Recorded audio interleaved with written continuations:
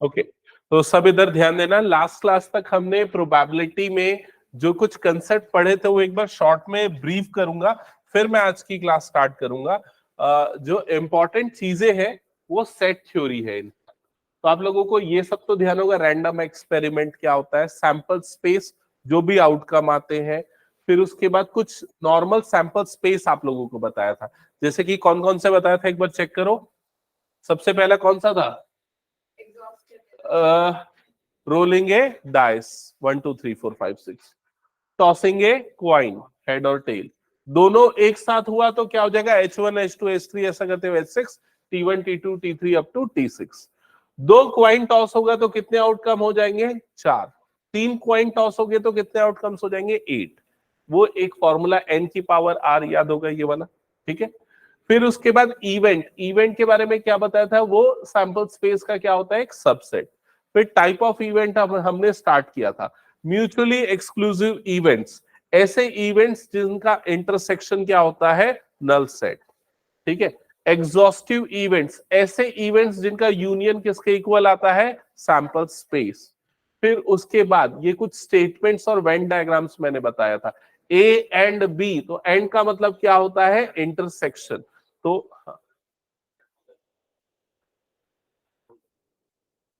Answer sheet, question paper चाहिए?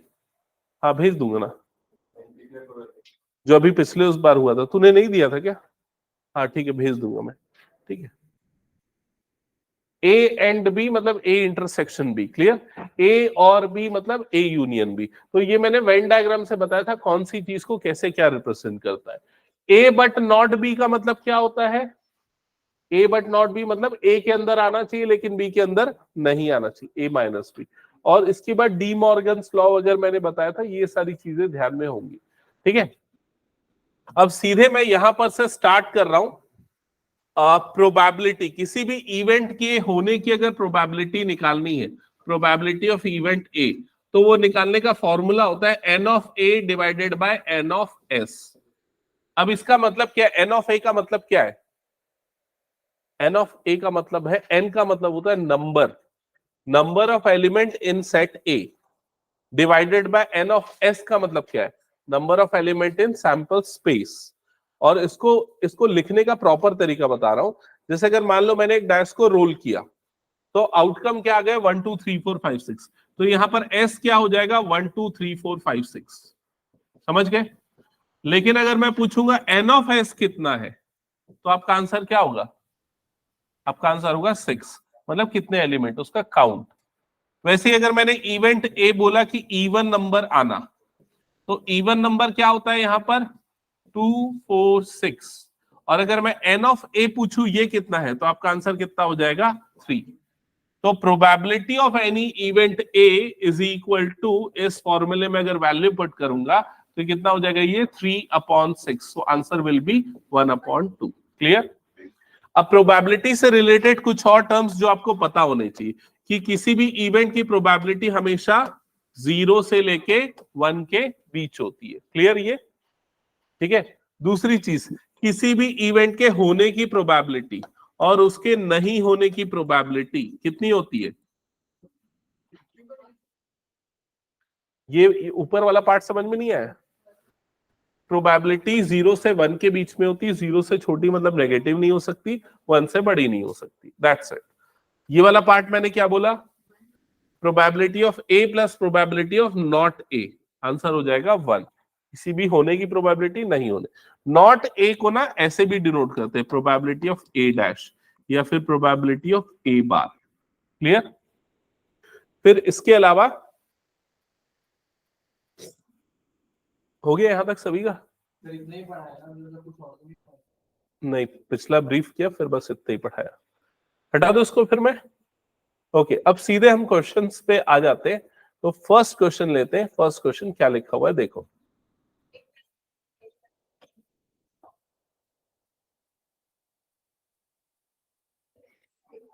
हो गया?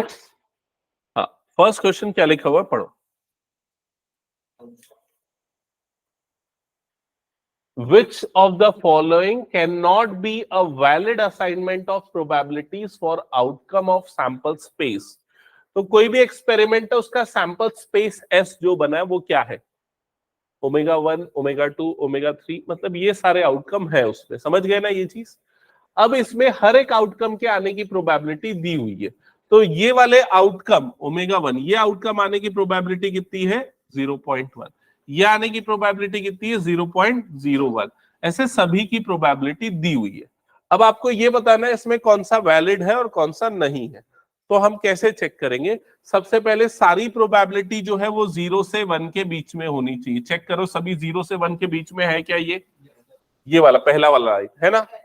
दूसरी चीज हम ये चेक करेंगे कि सबको ऐड करने पे 1 आना चाहिए, तो 0.6 और 0.2 कितना हो जाएगा 0.8, और ये 0.1, मतलब ये तीनों मिलके कितना बन जाएगा 0.9 बन जाएगा।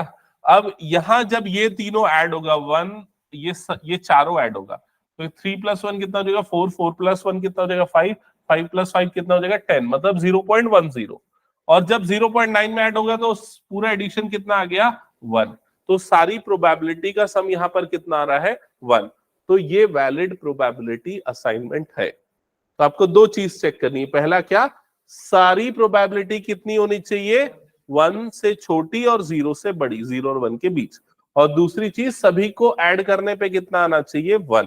दूसरा वाला बताओ वैलिड है कि नहीं, सबको ऐड करोगे तो एडिशन कितना आएगा 7/7, जो कि कितना हो जाता है 1, तो ये भी एक वैलिड प्रोबेबिलिटी है। थर्ड वाला बताओ है या नहीं, थर्ड वाला बताओ है या नहीं, क्यों नहीं है, क्योंकि ऐड करने पे वो 1 से ज्यादा आ जा रहा है, समझ गए ना। फोर्थ वाला चेक करो है या नहीं, क्यों नहीं है, फोर्थ वाला क्यों नहीं है, तो नहीं है, नहीं है, तो क्यों नहीं है, वही तो रीजन है। अरे इनका सम 1 आ भी जाएगा, लेकिन प्रोबेबिलिटी -0.1 आ गई ना, नेगेटिव आ गई ना, समझ में आया। क्यों नहीं है, दोनों कंडीशन चेक करना है, एडिशन 1 होना चाहिए और कोई भी प्रोबेबिलिटी 0 और 1 के बीच में होनी चाहिए, क्लियर। हाँ, तो इसलिए सी वाला, डी वाला पार्ट नहीं है, ई वाला पार्ट चेक करो, हाँ डी वाला नहीं है, ई वाला चेक करो वैलिड है या नहीं,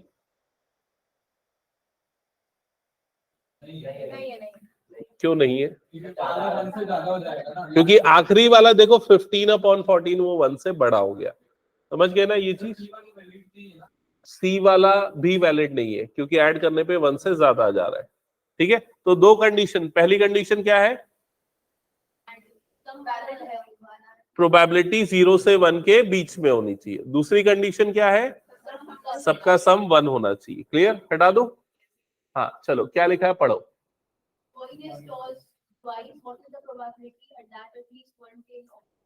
पहले सैंपल स्पेस बनाओ, सैंपल स्पेस का मतलब समझ गए सभी, कितना कॉइन लिखा है उसमें, एक कॉइन लेकिन 2 बार टॉस, तो सैंपल स्पेस में क्या आएगा HH, HT, TH, TT, समझ गए ये।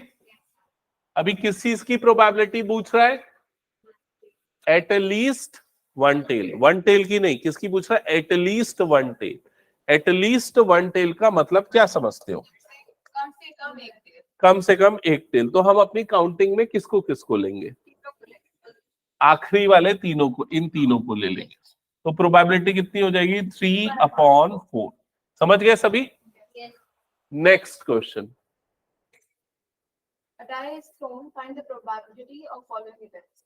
तो पहले सैंपल स्पेस बनाओ, क्या होगा, सैंपल स्पेस आ जाएगा 1 2 3 4 5 6, हो गया सभी का। फिर फर्स्ट पार्ट पढ़ना क्या लिखा हुआ है, प्राइम नंबर, तो कौन कौन से नंबर प्राइम नंबर है, 1 प्राइम नंबर नहीं है, 2 3 और 5, तो फर्स्ट पार्ट का आंसर आ जाएगा 3/6, जो कि 1/2, समझ गए। सेकेंड पार्ट का आंसर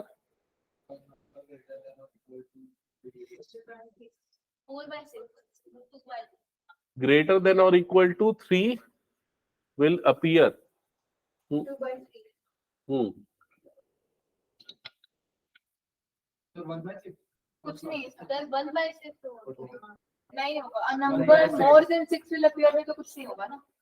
हाँ, तो डी सब 0 हो जाएगा ना। वो भी बता दें। 2/3 बी का आ रहा है। सी का क्या बोल रहे हो? नंबर लेस देन और इक्वल्स टू 1 विल अपीयर। तो लेस देन और इक्वल टू 1 मतलब एक ही होगा ना, 1। तो आंसर कितना आ जाएगा? 1/6। ऑप्शन डी का क्या बोल रहे? थर्ड 0। हाँ, क्या आएगा लास्ट वाले का आंसर? 5/6। समझ गए सभी? हटा दूं? Next question. हाँ, तो कार्ड्स वाला जैसे कि मैं बता रहा था, ये कार्ड्स का स्ट्रक्चर बता दिया था मैंने, सबको ध्यान है ना? तो फर्स्ट पार्ट में क्या पूछा है, पढ़ो। तो लेट से आया तब।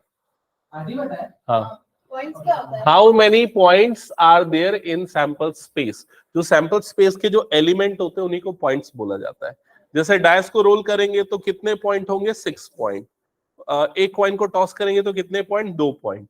वैसे अगर एक कार्ड के पैक में से सैंपल स्पेस बोले तो उसमें कितने पॉइंट्स? 52, क्योंकि हमारे पास 52 ऑप्शंस है। तो पहले का आंसर होगा 52। समझ गए ना सभी? फिर उसके पार्ट बी में क्या लिखा हुआ है? Ace of spade. तो स्पेड देखो, स्पेड क्या है? लास्ट वाला स्पेड होता है। कितने एस होते हैं स्पेड के? एक। तो आंसर कितना आ जाएगा? 1/52। समझ गए ना?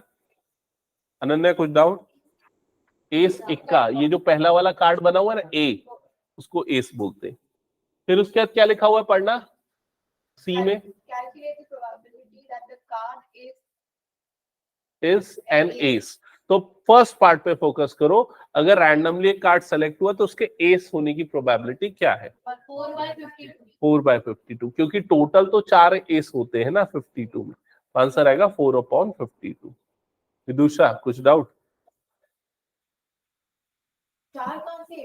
ये पहला वाला ऊपर में, फिर दूसरा नीचे, फिर तीसरा, फिर चौथा, ये 4 नहीं हुए क्या? ठीक है। फिर क्या लिखा है? ब्लैक कार्ड 26/52, क्योंकि आधे ब्लैक आधे रेड होते हैं। हटा दो इसको फिर मैं। हाँ, नेक्स्ट क्वेश्चन पे आते हैं। पढ़ो क्या लिखा हुआ है।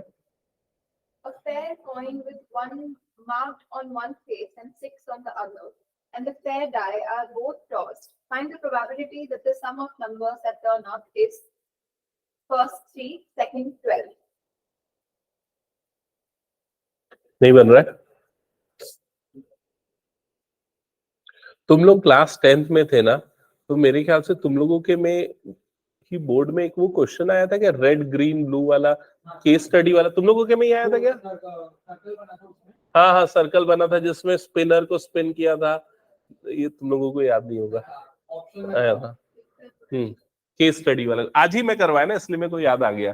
ठीक है, तो मैं ये इसलिए बता रहा हूँ क्योंकि जब भी ना ऐसा कोई एक्सपेरिमेंट हो जो हाइब्रिड एक्सपेरिमेंट हो, हाइब्रिड मतलब दो को मिला के एक एक्सपेरिमेंट बन रहा है, जैसे क्वाइन को टॉस कर रहे हैं, डाइस को भी रोल कर रहे हैं, तो उसका सैंपल स्पेस बनाने का तरीका समझो कैसे होगा।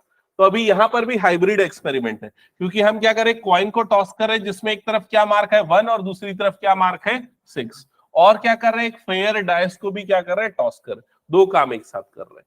तो जब हम क्वाइन को टॉस कर रहे हैं तो हमको या तो 1 मिल रहा है या तो क्या मिल रहा है 6, और जब हम डाइस को रोल कर रहे हैं तो उसके आउटकम क्या होंगे 1 2 3 4 5 6, ऐसा ही होगा। अब दोनों को अगर मिला दिया जाए तो आउटकम क्या क्या आएगा, इसमें भी 1 इसमें भी 1, मतलब क्या आ सकता है 1 1, या फिर क्या आ सकता है 1 6 2 1 2 6 3 1 3 6 4 1 4 6 5 1 5 6, और क्या आएगा 6 1 6 6। तो ये जो पूरा बना, ये पूरा आपका क्या हो गया, सैंपल स्पेस। समझ में आया ये चीज? तो कभी भी एक से ज्यादा एक्सपेरिमेंट होंगे और उनके आउटकम को लिखना है तो पहले वाले के आउटकम को रो में लिखो, दूसरे वाले के आउटकम को कॉलम में लिखो, दोनों को मिला के पूरा सैंपल स्पेस बना दो। तो वो जो क्वेश्चन था उसमें यही था पहला पार्ट कि सैंपल स्पेस बनाओ, ठीक है। हाँ, पहला वाला देखो, पहले बार क्या बोल रहे हैं, कॉइन को टॉस किया, कॉइन में एक तरफ क्या मार्क है 1, दूसरी तरफ क्या मार्क है 6, तो आउटकम क्या आएगा, या तो 1 या तो 6। तो पहले वाले एक्सपेरिमेंट के आउटकम को मैंने ये लिख दिया, हाँ लिख दिया 1 और 6, ये कॉइन को जब टॉस किया, ठीक है। जब डाइस को रोल किया तो क्या आएगा आउटकम, 1 2 3 4 5 6, उसके आउटकम को मैंने ऐसे लिख दिया। अब मैंने दोनों का कॉम्बिनेशन बना दिया कि कॉइन में भी 1, डाइस में भी 1, ठीक है, कॉइन में 6, डाइस में 1, ऐसा करते हुए समझ गए ना क्या कैसे बनाया। तो ये पूरा क्या बन गया हमारा सैंपल स्पेस। अब बताओ सैंपल स्पेस में कितने पॉइंट्स हैं, कितने पॉइंट्स है, 12 पॉइंट्स है, समझ में, कितने काउंटिंग कर लो टोटल कितने आ रहे हैं उसके अंदर 12। अब किस चीज की प्रोबेबिलिटी निकालनी है, पढ़ के बताओ, पढ़ो क्वेश्चन में पढ़ो, क्या sum of the numbers that turn up is 3, तो बताओ इनमें से किसको ऐड करने पे 3 आता है, 2 और 1 को, और कोई सा है क्या, नहीं, तो एक favourable divided by all possible, तो आंसर हो जाएगा 1.12। समझ गए ना सभी। सेकेंड पार्ट का आंसर बताओ, क्यों 2 आएगा बता, तो 2 + 1 है क्या इसमें, तो वो तो ऑलरेडी कर चुके हैं ना, 2 + 1 सेकेंड वाले पार्ट का भी कितना आएगा 1/12। समझ गए ना सभी क्या पूछ रहा है, हटा दो फिर इसको मैं, ओके चलो नेक्स्ट क्वेश्चन पे आते हैं, पढ़ो इसको क्या लिखा है। There are 4 men and 6 women on the city council. If one council member is selected for a committee at random, how likely is it that it is a woman? Simple है, answer करो, 6/10, खत्म, हटा दो। Next, ये अच्छा है experiment, समझो future में काम आ सकता है।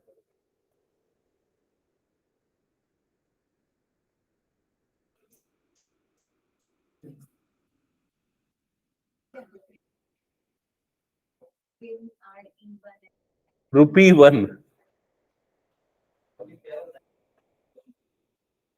रुपीज एक से ज्यादा होता है तो प्लूरल, और रुपी के लिए RE बस लिखते, वो सिर्फ 1 के साथ आता है।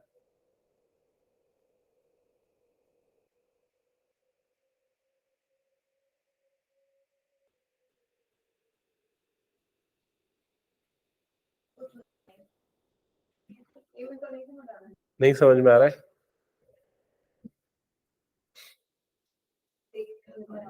सिंपल स्क्वायर बन जाएगा 4 टाइम्स का, और फिर अच्छा मैं बता दूं फिर, समझो इधर। अब क्या बोल रहा है, एक फेयर कॉइन को कितने बार टॉस कर रहे हैं, 4 बार, तो कितने पॉसिबल आउटकम होंगे ये बताओ। 16, इसका रूल मैंने बताया था, 2 की पावर 4, तो कितने हो जाएंगे 16, ठीक है। हाँ 2 मतलब एक बार टॉस करने में 2 आउटकम, पावर में 4 इसलिए क्योंकि 4 बार रिपीट कर रहे हैं, ठीक है। अब वो 16 आउटकम कैसे लिखेंगे, तो पहली बार में चारों आउटकम को ले लेते हैं हेड, समझ गए, फिर 3 हेड और एक टेल का कॉम्बिनेशन बनाएंगे, तो कैसे बनेगा देखो, 3 हेड और एक आ गया टेल, फिर उसके बाद 2 हेड, फिर टेल को इधर शिफ्ट किया, फिर हेड, समझ रहे हो ना, टेल को आगे आगे उसकी पोजीशन शिफ्ट करते जा रहा हूं, फिर क्या बनेगा HTHH, फिर क्या बन जाएगा THHH, क्लियर, ये कॉम्बिनेशन समझ में आया, ये 3 हेड और एक टेल का ऐसे ही कॉम्बिनेशन बनेगा, ठीक है। अब उसके बाद नेक्स्ट क्या आ सकता है देखो, अभी 4 हेड था, फिर 3 हेड हुआ, फिर क्या हो जाएगा 2 हेड, तो 2 हेड के कॉम्बिनेशन लिखता हूं, कैसे बनेगा 2H 2T, ऐसा होगा, और क्या बनेगा, फिर H बीच में दोनों तरफ T आ गया, फिर H, ऐसे ही होगा, और क्या बनेगा, पहले 2 T और आखिरी में 2 क्या हो जाएगा H, समझ गए। और भी कुछ बनेगा क्या, एक ऐसे भी हो सकता है TH और HT, ये भी हो सकता है HT, और कुछ होगा क्या, 1 2 3 4 5, एक और आएगा जो छूट रहा है, बीच में 2 हेड और कॉर्नर में एक टेल, ये भी हो सकता है। हाँ अभी और बचा है, बनाते जाओ उसको पूरा, ये यूज होगा ना। क्या बोल रहे थे? PHHT क्लियर यहां तक? अभी आएगा ना, अभी पूरा कहाँ बनाया, 16 थोड़ी ना है, अभी और बचा है। अब क्या बनेगा, 3 टेल और एक हेड, फिर TTHT, फिर क्या आ जाएगा THTT, फिर क्या आ जाएगा HTTT, और फिर आखिरी में क्या हो जाएगा, चारों बार T। देखो काउंट करो, 16 हुआ क्या?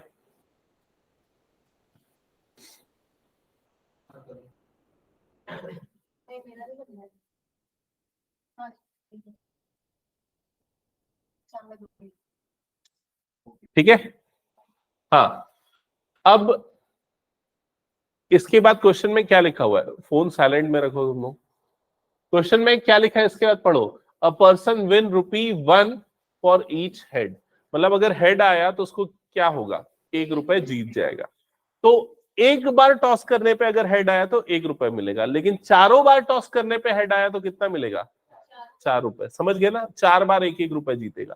तो वो कितना रुपए जीतेगा, अगर ये वाला आउटकम आया तो कितना रुपए जीतेगा, ₹4। समझ गए ना। फिर उसके बाद अगर मान लो वो 3 बार हेड आया, उसका 3 बार हेड आया और एक बार टेल आया, मतलब ये वाली सिचुएशन अगर रही, 3 हेड और एक टेल, तो बताओ उसको कितना प्रॉफिट होगा। पढ़ो और पढ़ के बताओ। अगर उसका चारों हेड आया तो 4 बार ₹1 मिले। अगर वेट मैं बोल दूं, अगर 3 बार हेड आया और एक बार टेल आया तो इस क्वेश्चन के अकॉर्डिंग हेड आने पे उसको ₹1 मिलता है और टेल आने पे उसको ₹1.5 देना पड़ता है, यही है ना, लूजेस रुपीज। हाँ ₹3 मिल जाएगा उसको और 1.5 उसको देना पड़ेगा, क्योंकि एक बार टेल आया ना उसका, और टेल आने पे ही लूज ₹1, ऐसा लिखा हुआ है ना। तो ₹4 उसको, ₹3 मिले और 1.5 रुपीज उसका लॉस हुआ, तो कितना प्रॉफिट लॉस पे रहा वो, 1.5 रुपीज के प्रॉफिट पे रहा वो। समझ गए ना ये चीज। अब नेक्स्ट सिचुएशन पे आते हैं कि वो बराबर रहा, 2 बार हेड 2 बार टेल, तो बताओ उसका प्रॉफिट लॉस क्या होगा।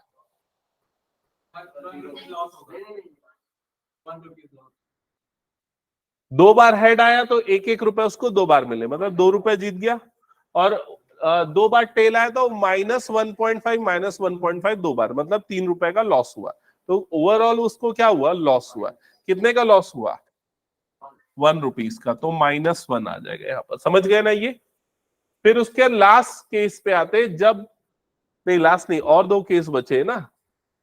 ये वाला केस में क्या है, उसका 3 बार टेल आया और एक बार हेड आया, तो बताओ कैलकुलेट करके कितना होगा।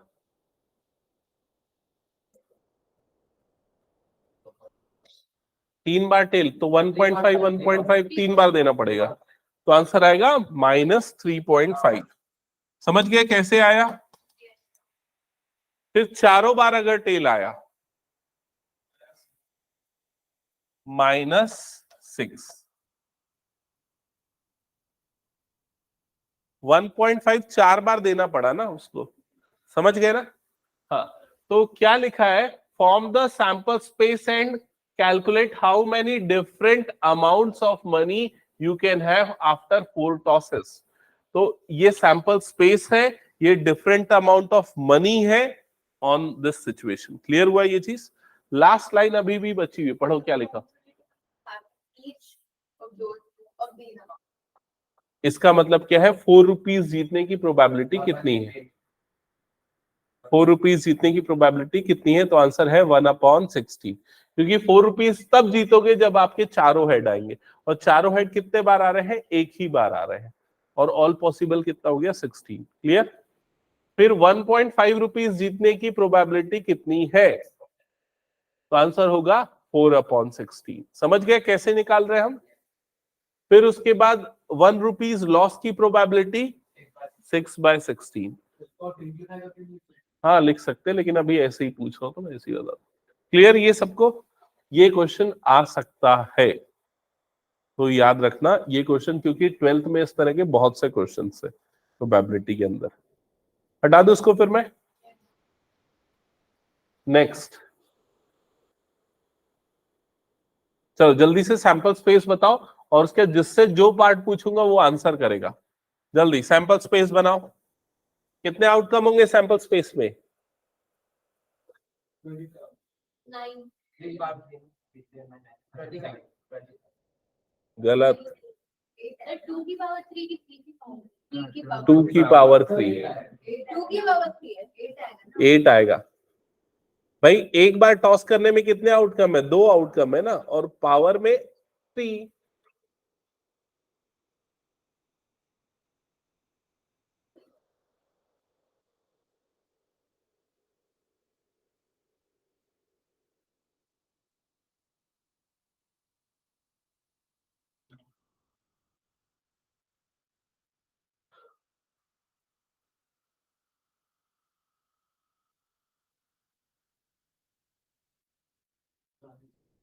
सैंपल स्पेस बन गया? क्या क्या आ रहा है सबसे पहला? हाँ हाँ हाँ हाँ, ठीक है। THH तो रिपीट हो गया क्या? TTH, THT, फिर HTT, TTH पे HTT। हाँ, हो गया। 8 आउटकम्स आ गए। हाँ, अभी एक एक से रैंडमली पूछूंगा। फर्स्ट पार्ट का आंसर बताना अनन्या। सेकंड का सृष्टि।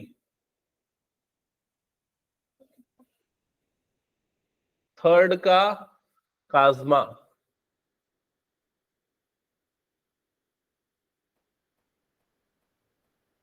3/8 गलत। विदुषा 5/8 गलत। 5/8 नहीं है। एटलीस्ट 2 हेड मतलब 2 हेड कितने हैं वाले काउंट करो। कितने? 3 है। 2 हेड वाले कितने हैं? हाँ, 5/8 होगा ना, डबल एच भी तो है ना। तो 2 हेड वाले 3 है ना मेरे ख्याल से। तो हाँ 2 हेड वाले 3 है और 3 हेड, हाँ 4/8 होगा आंसर। ठीक है, तुमने गलत बनाया सैंपल स्पेस। ठीक है, फिर उसके बाद एटमोस्ट 2 हेड। एटमोस्ट का मतलब होता है ज्यादा से ज्यादा 2 हेड होने चाहिए। केशिता बताओ। थर्ड वाला क्या है सर? थर्ड वाला आंसर 4/8। 4 का 3/8 होगा क्या? एटमोस्ट 2 हेड नहीं। ज्यादा से ज्यादा 2 है। हाँ, क्या बोल रहे हो? आंसर है 7/8। तो उसमें हम 2 हेड वाले को भी लेंगे, 1 हेड वाले को भी लेंगे, 0 हेड वाले को भी लेंगे। बिल्कुल। एटमोस्ट 2 हेड का मतलब क्या होता है? ज्यादा से ज्यादा 2 हेड। अगर मान लो तुम्हारे पेरेंट्स ने बोला कि एटमोस्ट 2 सब्जेक्ट में फेल हो सकते हो, तो उनकी सिचुएशन के अकॉर्डिंग क्या बनेगा? या तो 2 सब्जेक्ट, या 1 सब्जेक्ट, या कोई भी सब्जेक्ट नहीं। समझ रहे हो कि नहीं ये चीज? ठीक है, तो ऐसा होगा। इसी में, इसमें भी वही सिचुएशन। ओके, तो नेक्स्ट आते हैं 5th पार्ट में। फोर्थ का आंसर क्या है?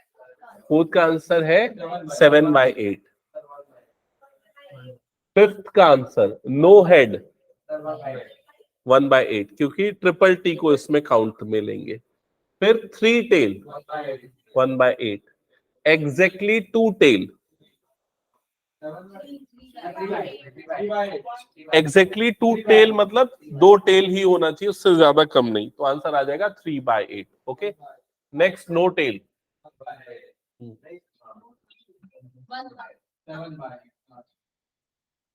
नो टेल वाला क्या है? नो टेल मतलब सारे हेड होने चाहिए, तो 1/8। ठीक है। हाँ, last part at most 2 tail. ज्यादा से ज्यादा 2 टेल, तो 2 टेल, 1 टेल और 0 टेल सभी को काउंट में लेंगे, तो 7/8। समझ गए ना ये? ओके, इस फ्राइडे को इसी का टेस्ट लूंगा ना मैं। हाँ, ठीक है, और उसी दिन पिछले टेस्ट का भी मार्क्स दूंगा। इस बार मंडे करेंगे। क्यों? पुराना टेस्ट नहीं, हर फ्राइडे टेस्ट लेने का प्लान है मेरा, पुराना टेस्ट कब देना बस इस पड़ेगा? बार वाला उसी के साथ देना। हाँ हाँ, मंडे चलो ठीक है, देखते हैं अभी। हाँ, नेक्स्ट क्वेश्चन नंबर 9 पे आ जाओ। If 2 by 11 is the probability of an event, what is the probability of event not A? इसमें 1 से माइनस कर दिया। हाँ, सिंपल, 9/11। समझ गए ना? कौन सी प्रॉपर्टी लगी इसमें, याद आया? Probability of A plus probability of not A is equal to कितना होता है? 1। नेक्स्ट क्वेश्चन करो जल्दी। ये वाला लिखाया था विदुषा, याद आया? इज इक्वल टू क्या होता है? 1। इसकी प्रोबेबिलिटी दी हुई है, कितनी दी हुई है? 2/11। और इसकी प्रोबेबिलिटी निकालनी है नॉट ए की, तो इसको इधर भेज देंगे, तो प्रोबेबिलिटी ऑफ नॉट ए कितना हो जाएगा? 1 माइनस 2/11। सॉल्व करोगे तो कितना आ जाएगा? 9/11। हटा दो, नेक्स्ट क्वेश्चन कर रहे हो?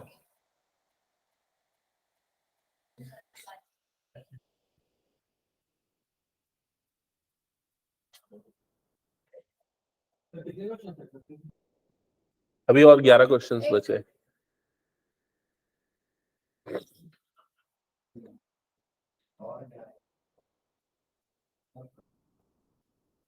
हटा दो क्या? Yes, अब क्या लिखा हुआ है, पढ़ो उसमें। a letter is chosen at random from the word assassination. Find the probability that letter is one a vowel, two a consonant. तो पहले वोवेल कितने इसमें काउंट करो।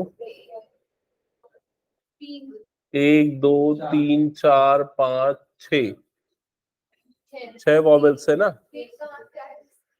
ए तो अकेला ही 3 बार आ रहा है ना, आई 2 बार आ रहा है और ओ 1 बार आ रहा है। 6 हो गए ना वोवेल्स। टोटल कितने हैं बताओ? टोटल 13 है, तो 6/13। और कॉन्सोनेंट का 7/13। हटा दो, नेक्स्ट। ऐसे क्वेश्चन दीजिएगा। नहीं, ऐसे लॉटरी वाले क्वेश्चन दूंगा मैं।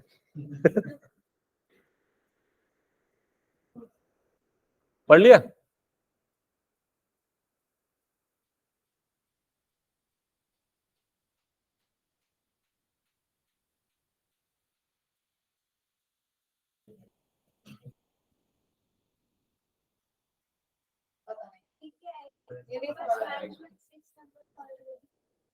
हम्म,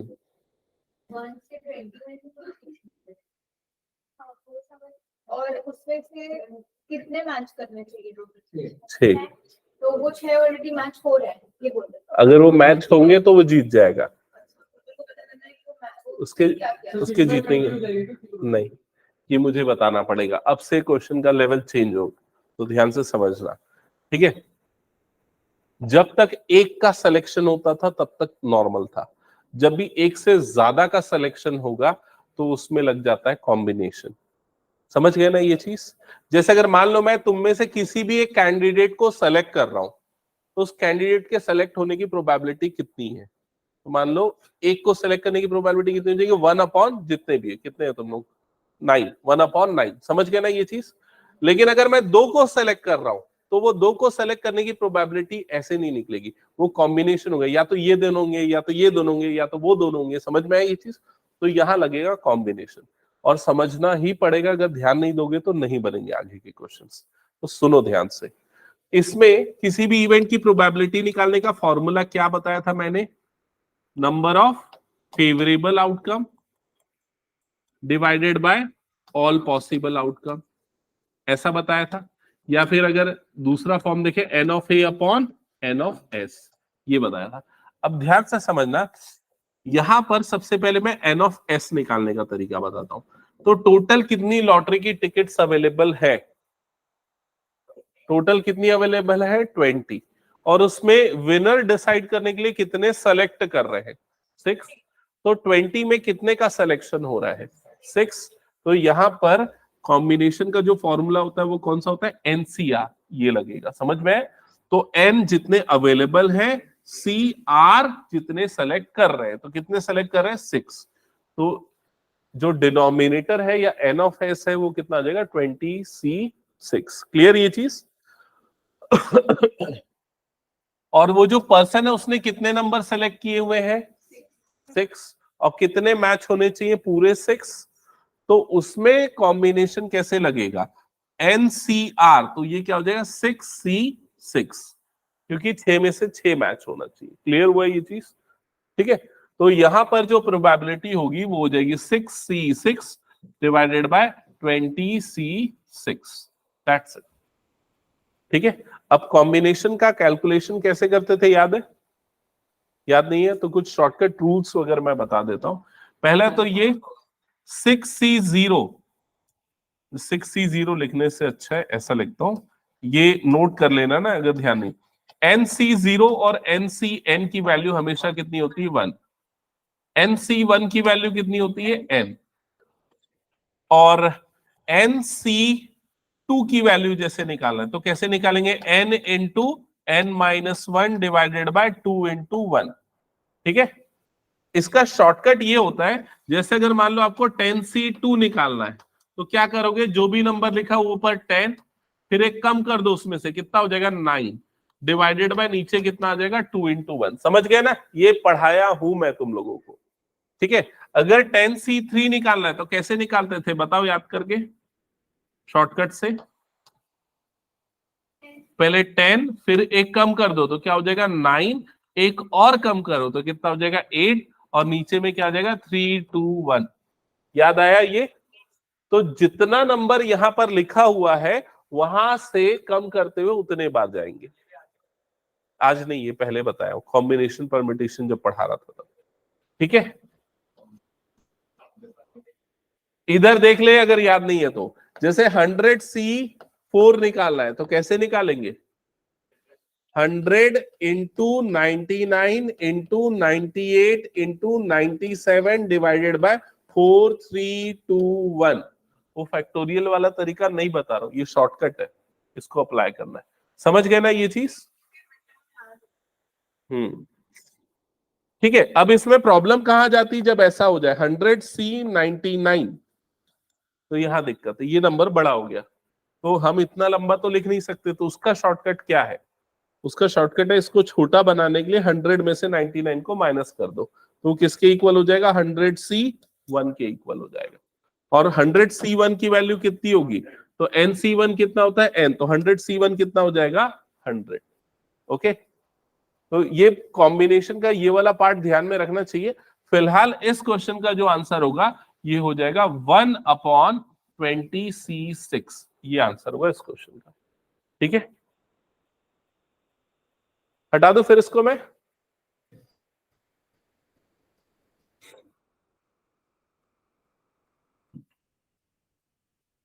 चलो नेक्स्ट क्वेश्चन पे आते हैं। ये क्वेश्चन तो बना लोगे तुम लोग इजीली।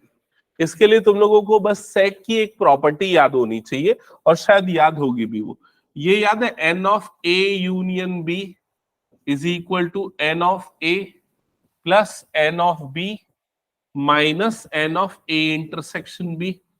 नहीं है क्या याद? नहीं है तो ये नोट कर लो, ये प्रॉपर्टी नोट कर लो।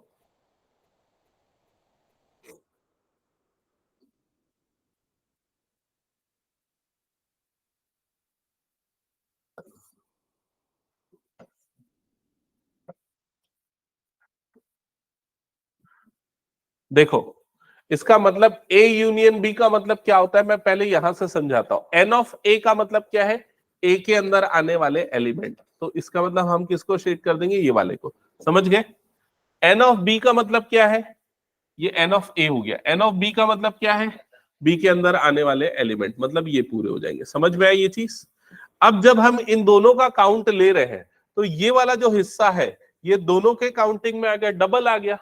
डबल आ गया तो उसको हटाने के लिए हम क्या करेंगे, n of A intersection B, intersection मतलब कॉमन, तो कॉमन वाले को उसमें से हटा देंगे, तो हमारे पास क्या मिल जाएगा, A यूनियन B, मतलब ये पूरा हिस्सा। क्लियर हुआ ये चीज?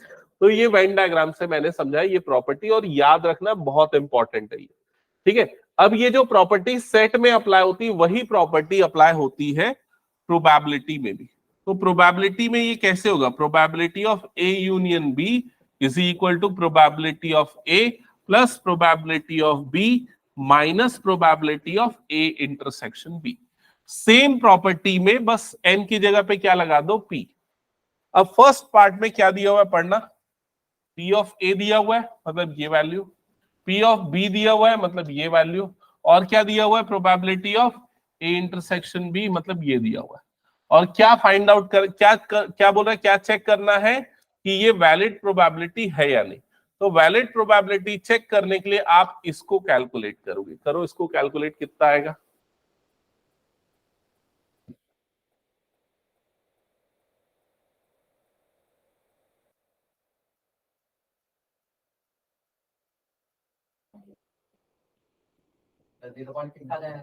क्या रहा है वो 0.6, तो ये वाली प्रोबेबिलिटी आ गई 0.6।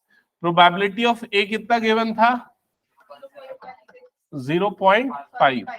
प्रोबेबिलिटी ऑफ बी कितना था, 0.7, और ए इंटरसेक्शन बी कितना था, 0.6। अब ध्यान से समझना यहाँ पर रूल क्या बोलता है।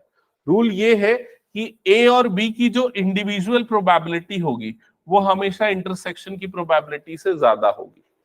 तो इंटरसेक्शन की प्रोबेबिलिटी कितनी आ रही है, देखो यहां पर 0.6, लेकिन ए की प्रोबेबिलिटी उससे कम है, इसलिए ये वैलिड प्रोबेबिलिटी नहीं होगा। क्लियर हुआ ये चीज, ठीक है। वैलिड ये यहां पर मैंने जो डायग्राम बनाया था तुम लोगों को याद होगा ये डायग्राम, इसमें ए जो है वो इंटरसेक्शन से हमेशा क्या होगा, बड़ा होगा, इस वजह से उसकी प्रोबेबिलिटी भी इंटरसेक्शन से क्या होगी, बड़ी होगी। तो ये वाला पार्ट यहाँ पर मैच नहीं हो रहा है, इसलिए वैलिड प्रोबेबिलिटी नहीं है। नीचे वाले में भी कैलकुलेट करके चेक करेंगे, अभी तो मैं फर्स्ट पार्ट का आंसर बताया। क्योंकि ए की और बी की जो प्रोबेबिलिटी इंटरसेक्शन से ज्यादा होनी चाहिए। इंटरसेक्शन की प्रोबेबिलिटी कितनी है, 0.6, लेकिन ए की प्रोबेबिलिटी उससे कम है। तो आप ऐसा लिखना चाहिए, probability of A can not be less than probability of A intersection B. Hence, it is not consistently defined.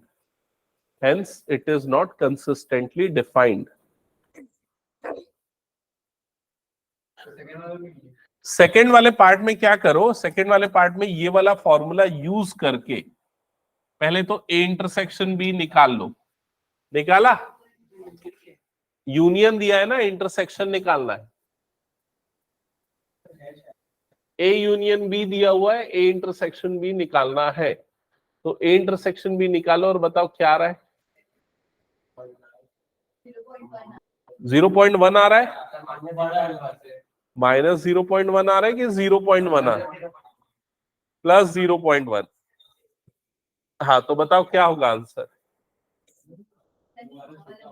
ए और बी दोनों की प्रोबेबिलिटी 0.1 से बड़ी है, मतलब ये वैलिड हो जाएगा। समझ गए ना क्या करना है, हटा दो इसको फिर मैं। चलो नेक्स्ट क्वेश्चन। हाँ अभी ये वाला जो फॉर्मूला लिखा ना तुम लोगों ने, जिसको मैंने ग्रीन बॉक्स में हाईलाइट किया है, इस फॉर्मूले को यूज करके जो अननोन है वो निकालना है इसमें। चलो एक एक करके निकालो सारा कुछ। नहीं समझे, यहां पर देखो प्रोबेबिलिटी ऑफ ए कितना दिया हुआ है, प्रोबेबिलिटी ऑफ बी कितना है, ए इंटरसेक्शन बी कितना है, दिख गया। उन तीनों को इसमें पुट करो तो जिससे क्या मिल जाएगा, ए यूनियन बी की प्रोबेबिलिटी।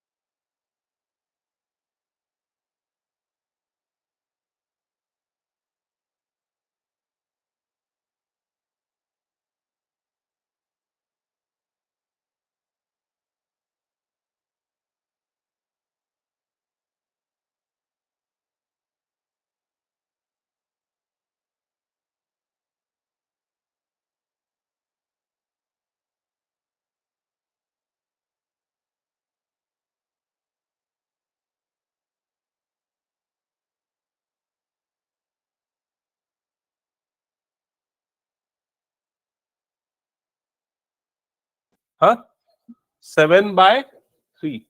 तो कौन सा फॉर्मूला, यही वाला यूज कर रहे हैं ना, probability of A union B is equal to probability of A plus probability of B minus probability of A intersection B. तो फर्स्ट पार्ट में यहां पर प्रोबेबिलिटी ऑफ ए कितना आया, 1/3 प्लस 1/5 माइनस 1/15।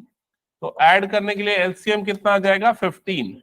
3 5 15, तो यहाँ गया 5, 5 3 15, तो ये जाएगा 3 माइनस 1, तो 8 माइनस 1, तो आंसर आ जाएगा 7/15। कितने बच्चों का आ गया? ठीक है, सेकेंड पार्ट सॉल्व करो। सेम फॉर्मूले में अब प्रोबेबिलिटी ऑफ बी निकालना है। गलत है आई थिंक,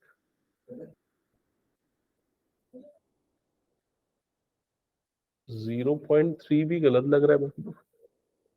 नेगेटिव तो आ ही नहीं सकता कभी भी, प्रोबेबिलिटी कभी नेगेटिव नहीं होती। गलत। 0.5 आएगा शायद। हाँ, ये सर 0.5 आएगा। आंसर है 0.5। सारे लड़कों का करेक्ट आंसर आ गया और किसी भी लड़कियों का करेक्ट आंसर नहीं है। हाँ, क्या बोल रहे हैं? अभी अगली बार ऐसा गलत जवाब दिया तो कान पकड़ के खड़ा रहना। अरे प्रोबेबिलिटी 0 से 1 के बीच में होती, बोलता हूँ कैसे 1.5 ले आता है।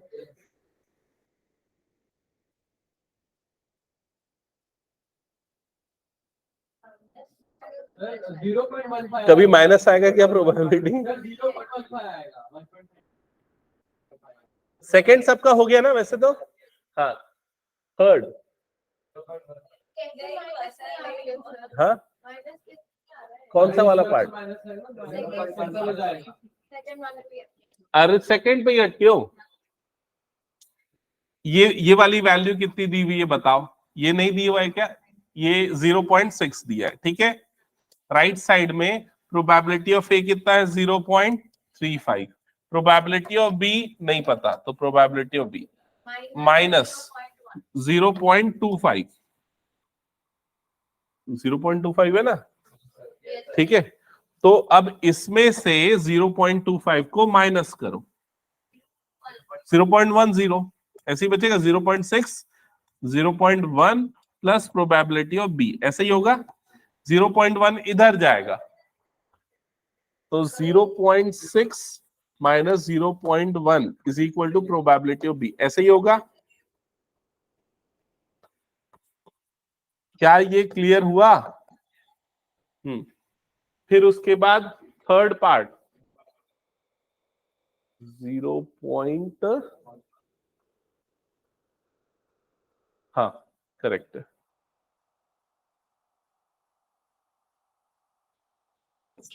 इसको बोला जाता है ज्वाइंट प्रोबेबिलिटी, ठीक है। तो कभी अगर ये वर्ड यूज हुआ, यूज ज्वाइंट प्रोबेबिलिटी फॉर्मूला, तो ध्यान में रखना ये जो फॉर्मूला है ये ज्वाइंट प्रोबेबिलिटी का फॉर्मूला है।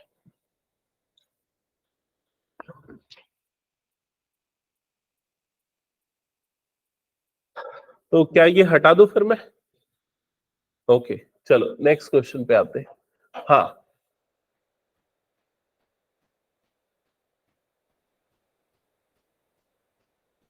अब ये चीज तुम लोग तब सॉल्व कर पाओगे जब तुम लोगों को पिछला वाला फॉर्मूला याद होगा।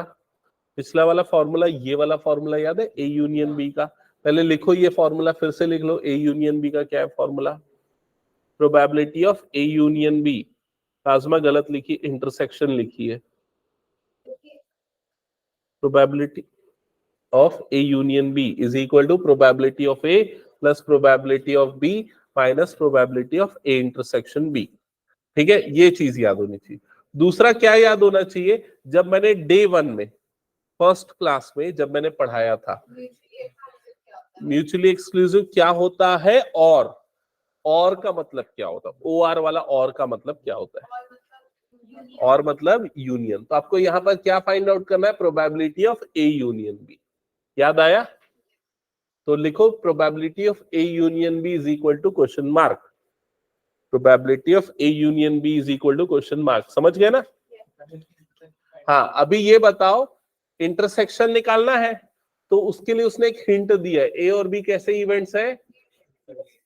हाँ बताओ अनन्या, म्यूचुअली एक्सक्लूसिव इवेंट्स में क्या होता है?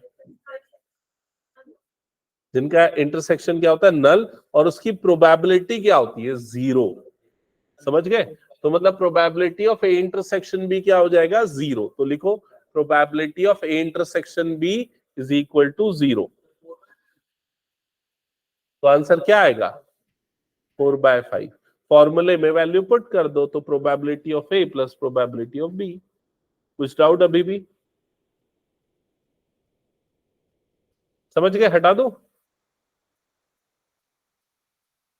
नेक्स्ट क्वेश्चन बनाओ। ऐसे क्वेश्चन पक्का आएंगे ना? Sir P probability of E and F मतलब इन दोनों का यूनियन है ना वो? E and F. एंड का मतलब क्या होता है? इंटरसेक्शन। तो क्या गिवन है? Probability of E intersection F और मतलब यूनियन। पिछली क्लास में तो पढ़ाया हूं ये। इस चैप्टर का वेटेज ज्यादा है। नहीं, वही 5 मार्क्स के आसपास। तो एक ही क्वेश्चन आएगा 5 मार्क्स को? नहीं, अलग अलग आएगा? ऐसे सब पार्ट्स में आएंगे। जैसे ये है ना, सब पार्ट्स में ऐसा आएगा। अरे इसको बनाओ, बातें नहीं करो, जल्दी बनाओ इसको। बन गया? बता आंसर। मेरे से तो बन गया, मेरा आंसर आ गया है। मैं ये बताऊं, विदुषा जल्दी फॉर्मूला लिखो। पहले क्या गिवन है वो लिखो। प्रोबेबिलिटी ऑफ ई गिवन है, लिखो P of E is equal to 1/4। P of F given है, लिखो P of F is equal to 1/2। P of E intersection F is equal to 1/8। क्या है आंसर?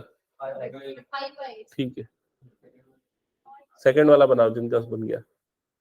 हो गया फर्स्ट, ये पूरा गिवन लिख लिया। अब फॉर्मूला लिखो वाला ज्वाइंट प्रोबेबिलिटी का फॉर्मूला क्या है? नहीं, फर्स्ट वाला कंप्लीट करो पहले।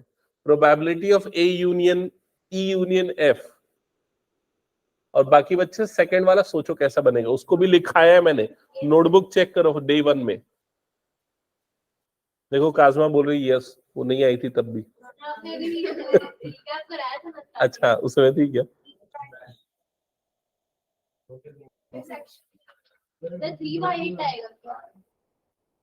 Not E and not F.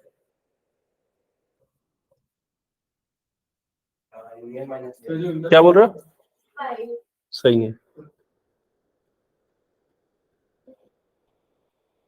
अच्छा सर, यूनियन में तुम्हारे बार बार ए भी लिख दे रही हूँ बार बार। हाँ चलेगा। ये वाला बना कि नहीं? फर्स्ट पार्ट विदुषा, फर्स्ट पार्ट हो गया। कितना आ रहा है फर्स्ट पार्ट का आंसर? 5/8। सेकेंड पार्ट के लिए इधर देखना, ध्यान देना। बहुत से बच्चों को सेकेंड पार्ट समझ में नहीं आया। तो प्रोबेबिलिटी ऑफ क्या निकालना है हमको? नॉट ई। तो नॉट के लिए क्या करते हैं? यहां पर डैश लगाते, ई डैश। एंड के लिए क्या लगता है? इंटरसेक्शन। नॉट एफ के लिए क्या लगता है? यहां पर एफ डैश। याद आया? अभी डी मॉर्गन्स लॉ याद होगा। डी मॉर्गन्स लॉ पिछली क्लास में बताया था। पूरा डैश लग जाएगा और यहां पर क्या हो जाएगा? ई। इसका सिंबल पलट के क्या हो जाएगा? यूनियन। और इधर पे क्या हो जाएगा? एफ। समझ गए? और इसकी प्रोबेबिलिटी निकालने के लिए क्या करेंगे? 1 minus probability of E union F. ये पूरा मैंने पिछली क्लास में पढ़ाया है एज इट इज। तो यहां पर ये हो जाएगा 1 माइनस ई यूनियन एफ। कितना है? 5/8। तो आंसर आ जाएगा 3/8। क्लियर सबको? ये हटा दो फिर इसको मैं।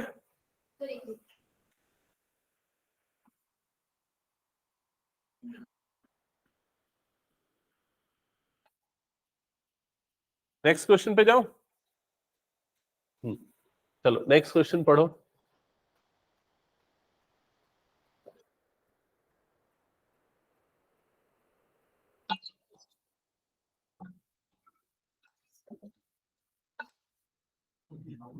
हाँ, ऐसा ही क्वेश्चन आएगा एग्जाम में, बता रहा हूं मैं, तो आलस मत करो। और इसीलिए मैंने पूरी चीजें पहले बताई थी। हाँ, तो बताओ जल्दी से, प्रोबेबिलिटी ऑफ, नॉट का मतलब क्या हो जाएगा, ई डैश, और का मतलब यूनियन एफ डैश। यहां तक क्लियर? अभी यहां पर उसको होल डैश बनाना है तो क्या करेंगे, ई इंटरसेक्शन एफ, ये सिंबल पलट जाएगा। अभी इसकी प्रोबेबिलिटी निकालने के लिए 1 minus probability of E intersection F, समझ गए ये? और आप लोगों को ये वाली वैल्यू दी हुई है, कितनी दी हुई है, 0.25, क्लियर? ठीक है, अब इसको यहां पर भेजो और 0.25 को यहां पर भेजो, तो क्या हो जाएगा, probability of E intersection F कितना हो जाएगा, ये 1 माइनस 0.25, जो कि कितना आ जाएगा, 0.75। तो अब पूछ रहा है क्या है और आपका आंसर क्या होगा, बताओ क्या पूछ रहा है क्वेश्चन में, तो क्या होगा आंसर, बताओ जल्दी। म्यूचुअली एक्सक्लूसिव इवेंट्स क्या होते हैं, प्रोबेबिलिटी क्या होती है उसकी, जीरो। तो प्रोबेबिलिटी जीरो आई कि अपने पास ई और एफ के इंटरसेक्शन की, नहीं, तो ये म्यूचुअली एक्सक्लूसिव है क्या, नहीं। Events are not mutually exclusive because probability of E intersection F is not zero. समझ गए ना? हटा दो उसको फिर मैं। हाँ, ये क्योंकि ना बहुत इंपॉर्टेंट है, फिर उसके बाद हाँ, अगली क्लास में ना अब मैं सबसे पहले ना पूछूंगा, समझ गए ना? Next class